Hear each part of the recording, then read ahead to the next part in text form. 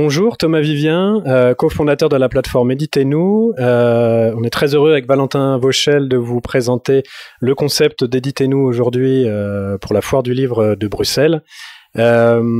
Pour vous présenter un peu qui nous sommes, moi je suis donc Thomas Vivien, j'ai dirigé pendant une dizaine d'années la filiale française pour les éditions Taschen, en charge des pays francophones comme la France, la Belgique, la Suisse et le Québec.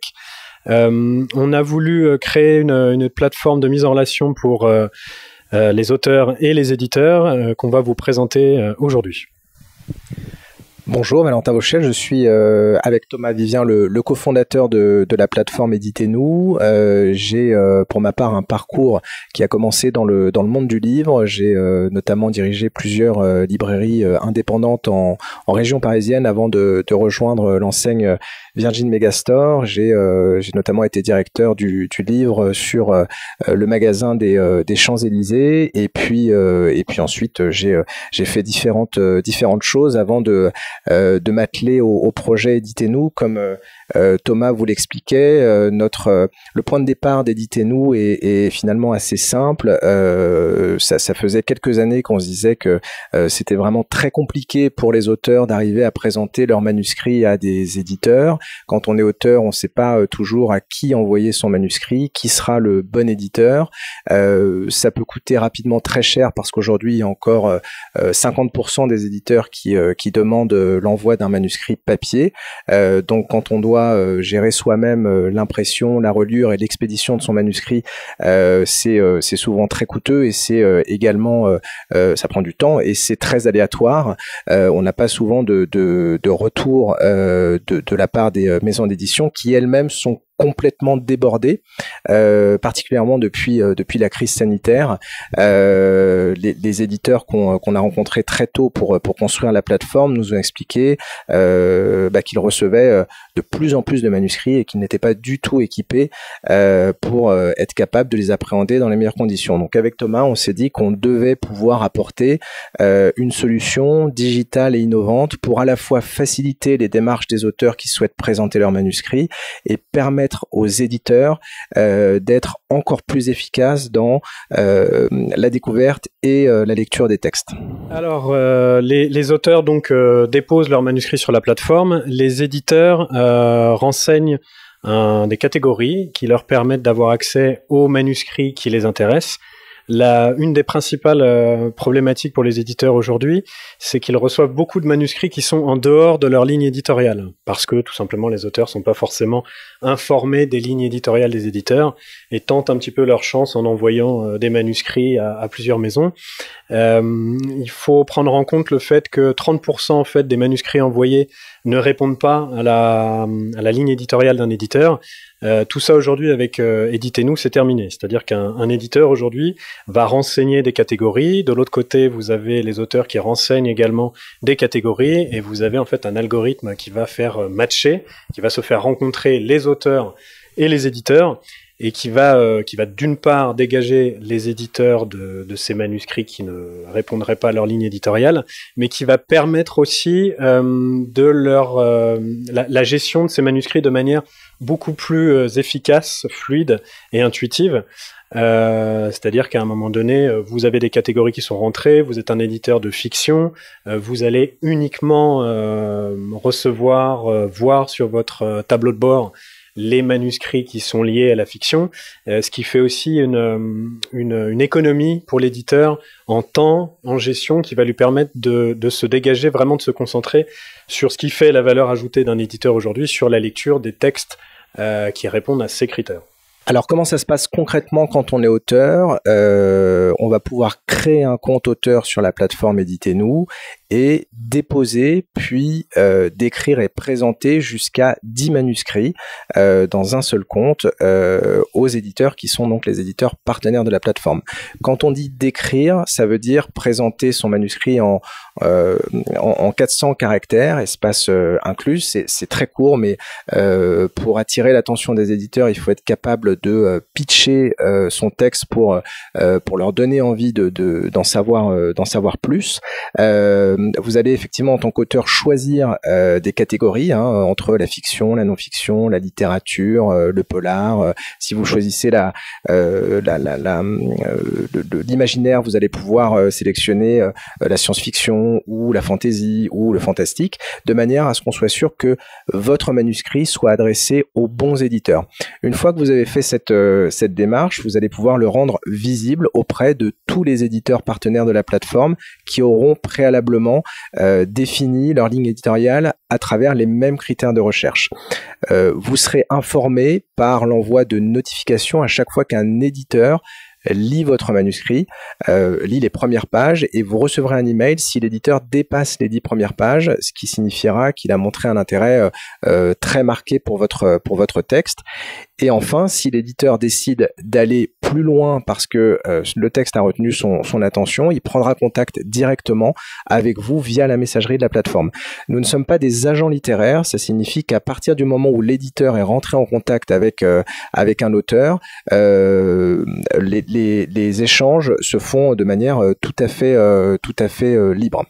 Un point peut-être sur les éditeurs partenaires de la plateforme aujourd'hui, qui sont un petit peu plus de 50. On va sur Éditez-nous sélectionner des éditeurs à compte d'éditeurs uniquement et pas à compte d'auteur. Ça permet d'avoir, et puis c'est la promesse aussi de la plateforme, ça permet d'avoir directement lu par des éditeurs les manuscrits déposés par les auteurs.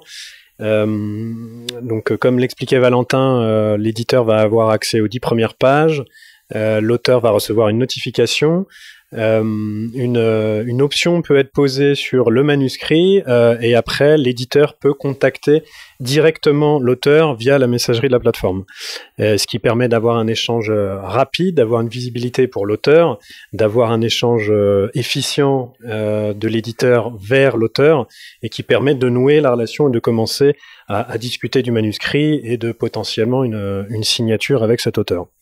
Il y a quelque chose de très important pour les auteurs. Les manuscrits ne sont visibles que par les éditeurs qui ont été validés par la plateforme. Ça signifie quoi? Ça signifie qu'un éditeur peut faire une demande de création de compte sur Éditez-nous, mais n'aura pas accès au manuscrit tant que nous n'avons pas validé son compte. Comme Thomas l'a expliqué, on choisit les éditeurs qui sont les éditeurs partenaires de la plateforme sur la base de plusieurs critères. Déjà, nous proposons des mises en relation uniquement avec des maisons d'édition qui proposent des contrats à compte d'éditeurs, et ensuite on va s'assurer auprès des différentes maisons d'édition qui font des demandes de création de compte que les contrats qui sont proposés aux auteurs sont des contrats corrects, que ces maisons sont bien liées à des structures de diffusion et de distribution, l'objectif étant que lorsqu'un contrat est signé, le livre soit in fine diffusé correctement, visible dans les librairies et que l'auteur puisse toucher son lectorat. Donc c'est quelque chose de très important pour nous parce qu'encore une fois, l'objectif c'est de permettre aux auteurs de rencontrer un éditeur pour in fine trouver son lectorat. La question qu'on nous pose souvent, c'est pourquoi les éditeurs viendraient sur Éditez-nous pour chercher des manuscrits alors même qu'aujourd'hui ils sont débordés parce qu'ils reçoivent des milliers de manuscrits. La réponse est finalement assez simple. Le cœur du métier d'éditeur, c'est la découverte de nouveaux talents. Les catalogues des maisons d'édition se construisent sur la base du renouvellement. Donc il faut toujours trouver de nouvelles voies qui seront peut-être les best-sellers de demain, et les éditeurs ne reçoivent pas toujours, parfois même c'est très éloigné, les livres qu'ils auraient envie de publier. Donc nous, on leur permet d'accéder à un gisement de nouveaux textes de manière organisée, de manière structurée, avec effectivement des filtres pour nous assurer que les textes qui sont présentés sont uniquement ceux qui les intéressent, ce qui rend la dynamique de recherche à la fois beaucoup plus efficace, beaucoup plus confortable et beaucoup plus agréable. La preuve, c'est qu'en moins de 3 mois, on a déjà permis à un auteur de signer un contrat d'édition avec une grande maison d'édition parisienne, les éditions de l'Archipel, et qu'on a aujourd'hui 4 textes qui sont en seconde lecture au sein de comités de grandes maisons. Donc le principe de rencontre fonctionne parce qu'encore une fois, les éditeurs veulent découvrir des nouveaux talents. Alors, pour le moment, la plateforme, elle est réservée aux auteurs francophones, ce qui signifie que nous ne sommes pas aujourd'hui en capacité de mettre en relation des traducteurs avec des éditeurs et pas encore en capacité de mettre en relation des auteurs germanophones ou anglophones avec des éditeurs. La plateforme a moins de 6 mois, on est tout à fait conscient qu'il y a encore plein de choses à améliorer, mais pour l'instant nous adressons les auteurs francophones et les éditeurs francophones. En revanche, sur un spectre qui est très large, qui va encore une fois de la non-fiction à la fiction, ça veut dire que vous pouvez tout à fait déposer un essai en sciences humaines, une biographie historique ou un livre de cuisine, comme un livre de romance ou de science-fiction ou pourquoi pas un livre régional. Alors, coaching d'auteur, on va proposer un certain nombre, et c'est déjà le cas sur la plateforme, d'outils d'accompagnement pour les auteurs, à savoir des services de correction et de relecture. On a aussi depuis quelques semaines le blog d'Éditez-nous qui permet d'accompagner les auteurs dans leur démarche sur tout un tas de questions qui pourraient se poser sur le monde de l'édition en règle générale. Aujourd'hui, quand on est auteur et qu'on veut s'adresser à des maisons, que ce soit sur le côté légal, sur le côté process, sur le côté diffusion, distribution, commercialisation, on a souvent affaire à des auteurs qui sont un petit peu perdus dans ce monde-là. Donc la plateforme Éditez-nous a vocation à leur apporter un certain nombre de réponses aussi, outre le fait de déposer leurs manuscrits qui seront visibles directement par les éditeurs. J'insiste sur le mot directement, parce qu'à la différence de ce qui peut se faire dans la pratique d'envoi de manuscrits papier, aujourd'hui les éditeurs qui sont inscrits sur la plateforme sont des éditeurs, c'est-à-dire qu'on n'a pas un stagiaire qui va aller trier un certain nombre de manuscrits et qui va faire des notes de synthèse, etc. Les éditeurs qui sont présents sur la plateforme lisent directement les manuscrits sur la plateforme. Ça c'est évidemment un gros plus, c'est-à-dire que encore une fois, la différence d'envoyer son manuscrit un peu au petit bonheur la chance comme ça à un éditeur, vous savez qui est derrière, puisque vous avez la mention des éditeurs partenaires sur la plateforme, c'est-à-dire quelle maison va pouvoir potentiellement lire votre manuscrit. Encore une fois, nous ne sommes pas des agents littéraires, donc aujourd'hui, nous ne proposons pas de service d'accompagnement à la relecture du contrat d'édition. Néanmoins, très tôt, nous avons compris que la plupart des auteurs méconnaissent l'ensemble des règles de la profession, et donc on a décidé de fonctionner un petit peu autrement. On s'est entouré d'experts à la fois pour accompagner les auteurs à toutes les étapes de leur projet, c'est-à-dire à la fois dans la partie composition, donc qui est le travail de l'écrivain, comment je structure mon récit, comment je travaille les personnages, comment je fais une description, comment j'écris des dialogues, comment je crée du rythme dans mon roman, jusqu'à la partie publication, c'est-à-dire typiquement comment je dois appréhender la signature de mon premier contrat d'édition. On a par exemple publié sur le blog d'Éditez-nous un article qui a été rédigé par maître Alice Lasserie, qui est une avocate experte en droit entre autres en droit de la propriété intellectuelle, qui a rédigé un article sur le droit d'auteur. On propose aussi un article sur les différents contrats d'édition qui peuvent être proposés, les avantages et les inconvénients de chacun de ces contrats, les pièges à éviter. Voilà, on choisit d'offrir des contenus exclusifs de qualité, qui ne font pas que survoler les sujets, mais qui creusent vraiment chacune de ces questions pour permettre aux auteurs de progresser dans l'apprentissage de ce qu'on considère nous comme étant un métier, le métier d'écrivain, puisque aujourd'hui il y a toute une partie plaisir, mais à partir du moment où on propose son texte à des éditeurs, ça veut dire qu'on est déjà en voie de professionnalisation. Et nous, on s'inscrit vraiment comme un tiers d'accompagnement. J'ajoute également, parce que c'est important, on a oublié de le dire, que le fonctionnement de la plateforme, il est effectivement basé sur un algorithme qui permet d'adresser les manuscrits aux bons éditeurs, mais pas seulement. On sait très bien que quelle que soit la performance de l'algorithme, ça ne suffit pas. Donc on a une équipe éditoriale qui regarde tous les textes qui sont déposés sur la plateforme et qui est capable, parce que on a notamment une responsable éditoriale qui connaît sur le bout des doigts, elle est elle-même éditrice, toutes les maisons qui sont des maisons partenaires, elle connaît leur ligne éditoriale et elle est capable d'accompagner leurs recherches et de leur faire des recommandations personnalisé. Un éditeur va par exemple lui dire mais moi je cherche des romans qui se passent au 19e siècle parce que on est en train de créer une collection historique et donc notre responsable éditorial va être capable d'identifier un roman déposé sur la plateforme qui correspond à ces critères, d'identifier également la qualité d'écriture, le potentiel pour faire des recommandations qui complètent le travail de classification de l'algorithme. On considère que on veut proposer le meilleur de ce que l'automatisation peut permettre pour l'orientation des manuscrits avec l'œil d'une éditrice et d'une équipe éditoriale. Aujourd'hui, c'est un algorithme qui va être encore une fois capable, à partir de la description que vous allez faire en tant qu'auteur de votre manuscrit, c'est-à-dire de la présentation, du choix de vos mots-clés et des catégories qui définissent le contenu de votre manuscrit, de le rapprocher des recherches des éditeurs qui eux-mêmes, par un certain nombre de critères, définissent leur ligne éditoriale. Voilà, ça c'est ce qu'on propose aujourd'hui et évidemment, on travaille tous les jours pour améliorer la précision de la recommandation de l'algorithme et on est capable aujourd'hui, à partir des recherches qui sont faites par les éditeurs, d'affiner l'automatisation de cette recommandation.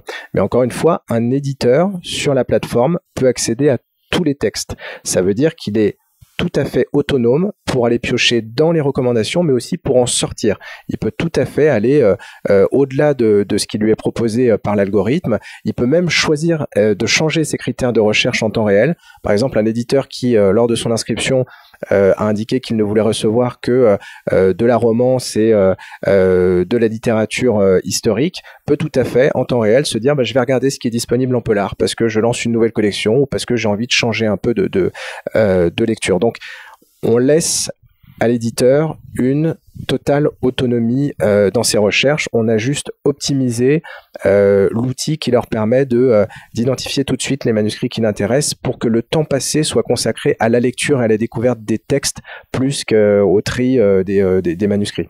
Au bout de quelques semaines de mise en ligne, on a donc le premier auteur publié qui a été découvert. La première auteure qui a été découverte sur la plateforme par un éditeur qui s'est inscrit. Alors, l'inscription se fait toujours après validation de notre part. C'est bien de le préciser aussi pour que ce soit très clair. Ça veut dire qu'on va avoir un entretien, une discussion, un échange avec ces maisons d'édition. Et comme on le disait en préambule, pour s'assurer que c'est une maison d'édition à compte d'éditeur, pour s'assurer que les conditions qui vont être proposées aux auteurs sont des conditions de marché. Des conditions de marché, qu'est-ce que ça veut dire? Ça veut dire que l'auteur aurait les mêmes conditions qu'en envoyant son manuscrit directement à la maison d'édition. Et pour garantir, pour protéger, si je puis dire, l'auteur, on a un échange avec un certain nombre de critères qui vont être validés avec les éditeurs partenaires de la plateforme. L'optimisation de la plateforme, l'algorithme est au service vraiment des auteurs et des éditeurs. Donc c'est le côté digitalisation, algorithme qui apporte un plus, qui est au service de l'humain. C'est ce qu'il faut comprendre aussi. C'est-à-dire que, encore une fois, d'un côté, vous avez des auteurs qui envoient leurs manuscrits papier ou sur des messageries mais qui n'ont aucun retour des éditeurs, qui envoient leurs manuscrits en ayant de temps en temps un retour au bout de 3 mois, 6 mois. Et de l'autre côté, on a des éditeurs, et encore, et de l'autre côté, on a des éditeurs qui sont complètement submergés et qui ont du mal à faire leur métier d'éditeur parce qu'il y a toute cette manne à traiter, à ce contenu à gérer. Et ce que propose vraiment la plateforme, c'est pour ça qu'on dit que l'algorithme, la digitalisation est au service de l'humain, que ce soit du côté auteur ou côté éditeur, leur permet de les dégager de tâches à faible valeur ajoutée pour se concentrer sur leur métier d'éditeur. Ce qui laisse évidemment beaucoup plus de chance aussi aux auteurs d'avoir un retour des éditeurs rapidement. Voilà. Les manuscrits qui sont déposés sur la plateforme sont déposés dans un espace qui est sécurisé et qui est protégé par un cryptage.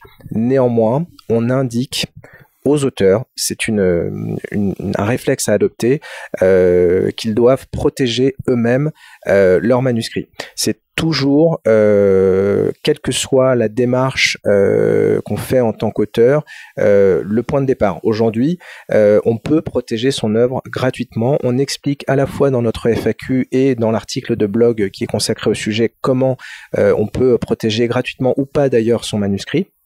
Mais c'est une règle d'or. Quand vous avez créé une œuvre, protégez-la. Nous, on est aujourd'hui capable effectivement de sécuriser bien évidemment les manuscrits qui sont déposés sur la plateforme et qui, encore une fois, ne sont visibles que par les éditeurs qui, eux, sont engagés contractuellement à ne jamais diffuser tout ou partie de ce manuscrit sans l'autorisation de l'auteur, mais deux protections valent mieux qu'une.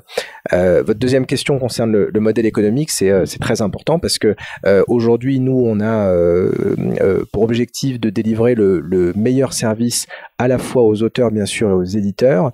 Donc, on a privilégié un modèle économique équilibré qui fonctionne comment? Pour les auteurs, pour rendre visible jusqu'à 10 manuscrits, vous vous abonnez à la plateforme, ça vous coûte 7,99 € par mois les 3 premiers mois, puis 9,99 €, ou on a une formule aussi à 29,99 € pour 6 mois.